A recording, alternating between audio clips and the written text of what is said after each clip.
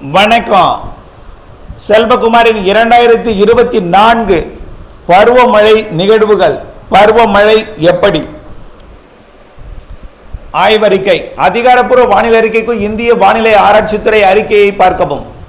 2024 மே 22 புதன்கிழமை அதிகாலை நிலவர வானிலை பதிவு. நீண்ட கால வானிலை ஆய்வறிக்கை. வானிலை அமைப்பை பார்ப்போம்.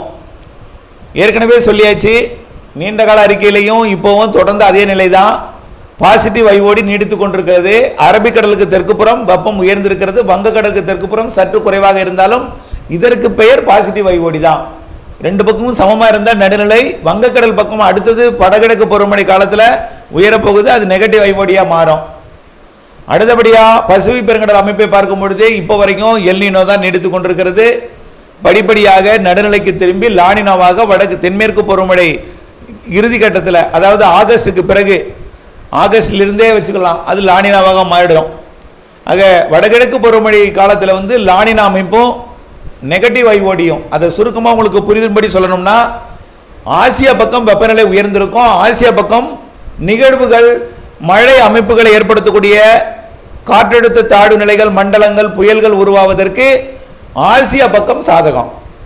அதாவது ஆசியா பக்கம்னு சொன்னால் பிலிப்பைன்ஸ் மற்றும் அதனை ஒட்டி இருக்கக்கூடிய உள்ளே இருக்கக்கூடிய தென்சீன கடற்பகுதி, அப்படியே பார்த்தீங்கன்னா தாய்லாந்து வளைகுடா பகுதி இது. அடுத்தபடியாக வங்கக்கடலை பார்த்தீங்கன்னா அரபிக்கடல் வெப்பத்தை விட வங்கக்கடல் வெப்பம் கொஞ்சம் கூடும்.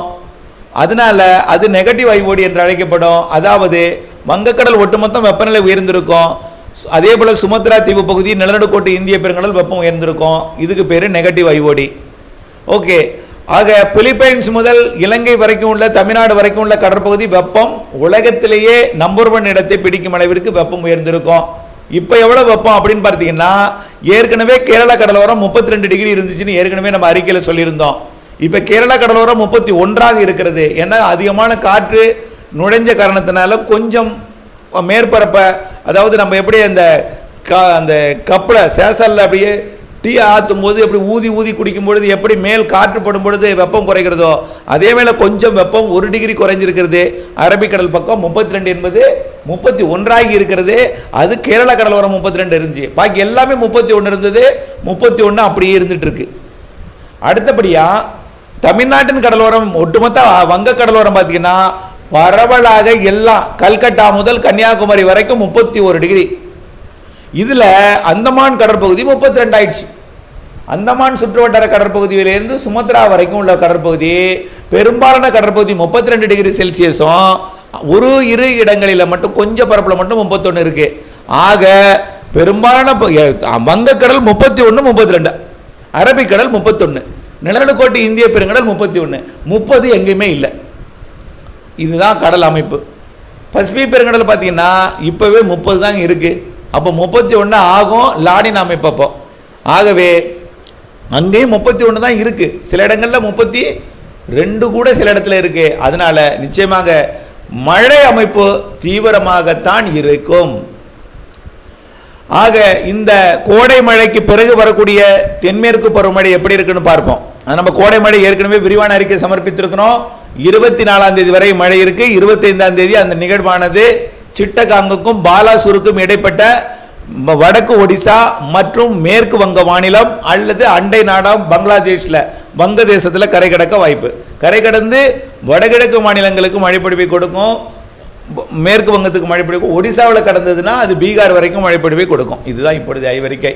அடுத்தபடியாக பார்த்தீங்கன்னா இதனை தொடர்ந்து காற்று சுழற்சி அரபிக்கடலில் நீடித்து கொண்டே இருக்கும். 27ஆம் தேதி வாக்கில் லட்சத்தீவு மாலத்தீவு இடைப்பட்ட பகுதியில் ஒரு காற்று சுழற்சி உருவாகி லட்சத்தீவு அருகே ஒரு காற்று சுழற்சியாக, மேலடுக்கு சுழற்சியாக நீடித்து கொண்டே இருக்கும். 29, 30 தேதிகளில் கேரள கடற்கரைக்கு நெருக்கமாக வந்து 30, 31ஆம் தேதி 1ஆம் தேதிக்குள், 31ஆம் தேதி தான், ஏன் 1ஆம் தேதி கிடையாதுங்க, 31ஆம் தேதி தென்மேற்கு பருவமழையை கேரளாவிலே தொடக்கும்.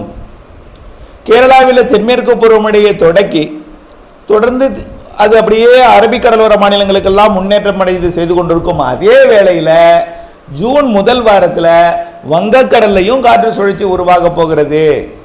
ஆக கோடை என்பது நிறைவடைந்து விட்டது, அனல் என்பது அகன்று விட்டது, மழை பொழிவு தென்மேற்கு பருவமழை தொடங்குவதற்கான சாத்தியக்கூறுகள் எல்லாமே அமைந்து விட்டது. அரபிக்கடல், வங்கக்கடல் எல்லாமே ஏற்கனவே அந்தமானோட தெற்கு பகுதியில் தொடங்கிவிட்டது.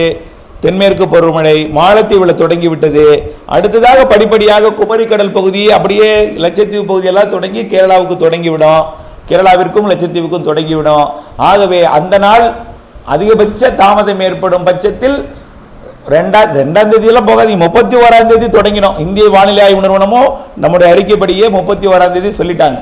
ஆக 31ஆம் தேதி இதில் என்ன ஆகும்னா அரபிக்கடல்லையும் நிகழ்வு இருக்கும், வங்கக்கடலையும் நிகழ்வு இருக்கும். இதில் நம்ம ஏற்கனவே சொல்லலாம், ரீமாலுக்கு அடுத்து 2 புயல் அரபிக்கடலில் சொல்லியிருந்தோம். அந்த அரபிக்கடல் நிகழ்வு என்ன ஆக போகுதுன்னா ஸ்ட்ராங்காக ஆகிறதுல கொஞ்சம் தொடக்கத்தில் கேள்விக்குறியாக இருக்கு. மழை நிகழ்வாகவே தாழ்வு நிலையாகவும் காற்று சுழற்சியாகவும் இருந்து மழை பொழிவை கொடுக்கும் என்று தெரிகிறது. ஆக நல்ல மழை பொழிவு அரபிக்கடலோர மாநிலங்களுக்கு வலுவான ஒரு இடத்துல போய் ஒரு இடத்துல கொடுக்காம சீரான சமமான அனைவருக்கும் கொடுக்கும் மழையாக கிடைக்க போகிறது. இறுதியில் ஜூன் முதல் வாரத்தில் உருவாகக்கூடியது தீவிரமடையும் எதிர்பார்க்கப்பட்டிருந்தது. ஜூன் 2வது வாரத்தில் தான் அந்த ஸ்ட்ராங்கான சிஸ்டம் உருவாகும் என்று எதிர்பார்க்கப்படுகிறது.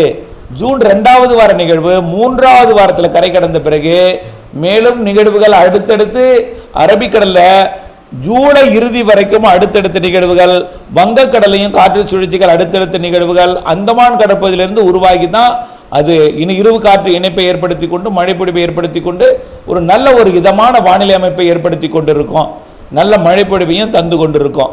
ஆக மழைப்பொழிவு மிக சிறப்பாக இருக்கிறது. ஆனால் இந்த கோடை மழையை போல் இருக்காது. கோடை மழை அதிகம், இது வரலாறு படைக்கும் மழை, வரலாறு திருத்திய மழை.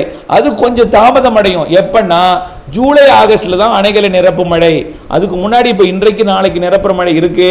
ஆனால் எல்லா அணையும் நிரப்பாது. மேட்டூருக்கெல்லாம் 93 டிஎம்சி தண்ணீர், இப்பெல்லாம் 16 17 டிஎம்சி 18 டிஎம்சி இருக்கு. இதெல்லாம் நிரப்புறன்னா உடனே நிரம்பாது, அணை ரொம்ப பெரியது. கர்நாடக அணை நிரம்பணும், அங்கிருந்து தண்ணி வரணும், இதெல்லாம் இருக்கு, நிறைய இருக்கு. அதனால ஆகஸ்ட்ல மேட்டூர் நிரம்புவதற்கு வாய்ப்பு.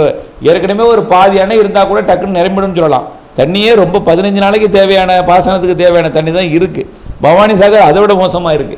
ஆகவே கண்டிப்பாக இப்பொழுது பெய்து கொண்டிருக்கூடிய மழை நீர்வரத்தை கொடுத்தாலும் இந்த 26ஆம் தேதி வரைக்கும் நல்ல நீர்வரத்தை கொடுக்கும். அதற்கு பிறகு தென்மேற்கு பருவமழை சீராக பரவலாக இருக்கும். எந்த இடத்துலையும் ஒரு இடத்துல குறிப்பிட்ட இடத்துல அதிகமாக இருக்கலாம், ஆனால் சீராக நீர்வரத்தை கொடுத்து சீராக ஏறிக்கொண்டிருக்கும். தமிழ்நாட்டிலும் வெப்பசலனை காற்று சுழற்சி மழைப்பொழிவோடு இணைந்த மழைப்பொழிவு கொடுத்து கொண்டிருக்கும். தென்மேற்கு பருவமழை தென் மாநிலங்களுக்கு சிறப்பாக இருக்கிறது, அரபிக்கடலோர மாநிலங்களுக்கும் சிறப்பாக இருக்கு. இறுதியில் தான் ஒடிசா, மேற்கு வங்கமெல்லாம் வடகிழக்கு மாநிலங்களுக்கும் கொஞ்சம் தாமதமான ஒரு பிக்கப் இருக்கும். ஆனால் வடகிழக்கு மாநிலங்களுக்கு பிக்கப் இருக்கு. அது பெரும்பாலும் அங்கே இருக்கிற உயரழுத்தத்தின் எதிர்ப்பின் காரணமாக அந்த ஒடிசா பகுதிக்கு போவது போராட்டமாக இருந்தாலும் வடகிழக்கு மாநிலங்களுக்கு நல்ல மழைப்பொழிவை கொடுக்கும், தமிழ்நாட்டுக்கு கொடுக்கும். ஆகஸ்ட் செப்டம்பரில் அணைகளை நிரப்பு மழை இருக்கு. அக்டோபர் மாதம் வரைக்கும் வங்கக்கடல் நிகழ்வு இருக்கிறது. ஆகஸ்ட் செப்டம்பரில் அக்டோபர் மாத நிகழ்வு, அக்டோபர் வரைக்கும் உள்ள அக்டோபர் முதல் வாரம் 2வது வாரம் வரைக்கும் உள்ள நிகழ்வு எல்லாமே ஆந்திர பிரதேசம் ஒடிசாவிற்கு போகும். அக்டோபர் 20லேருந்து வரக்கூடிய நிகழ்வு எல்லாமே தமிழ்நாட்டுக்கு வரும். டிசம்பர் இறுதி ஜனவரி முதல் வாரம் வரைக்கும் நிகழ்வுகள் தமிழ்நாட்டுக்கு அடுத்தடுத்து காத்திருக்கிறது. நிறைய மழைப்பொழிவை தரப்போகிறது.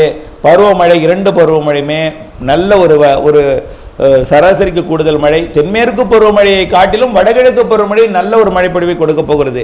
ஏன்னா அது தமிழ்நாட்டுக்கான மழை. தமிழ்நாட்டின் தென்மேற்கு பருவமழை அணைகளுக்கு தாமதமாக நிரப்பும் அணைகளுக்கு மழை, தாமத மழை, நிறைய மழை. வடகிழக்கு பருவமழை ஒட்டுமொத்த தமிழ்நாட்டிற்கு மேற்கு தொடர்ச்சி மலை வரைக்கும் உள் அணைகளுக்கும் கடலோர பகுதிகளுக்கு பிளஸ் பிளஸ் பிளஸ், அனைத்து மாவட்டங்களுக்கும் பிளஸ் என்ற மழைப்பொழிவு கொடுக்கும். இதுதான் இந்த ஆண்டின் பருவமழை ஆய்வறிக்கை. தொடர்ந்து ஆய்வறிக்கையோடு இணைந்திருங்கள். வானிலை மாறுதலிருந்து திட்டமிட்ட பணி செய்து லாபமடைய அன்போடு கேட்டுக்கொள்கிறேன். நன்றி.